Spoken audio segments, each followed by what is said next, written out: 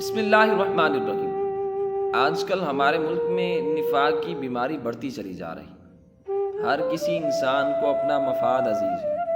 حضور کی حدیث مبارکہ ہے کہ مسلمان ایک سوراخ سے 2 بار نہیں ڈسا جا سکتا، مگر یہاں ہمارے سیاسی ناگ جو ہیں وہ ہر بار اپنی کیچوری بدل کر آتے ہیں اور عوام کو ایک نیا چہرہ دکھا کر، ایک نئے خواب دکھا کر پھر دوبارہ ڈس جاتے ہیں، اور عوام پاؤں نہیں بلکہ ان کے سامنے ہاتھ کرتی ہے اور ڈسی جاتی ہے، اور پھر اس کے بعد شرمندگی کے علاوہ ہمارے پاس کچھ نہیں ہوتا۔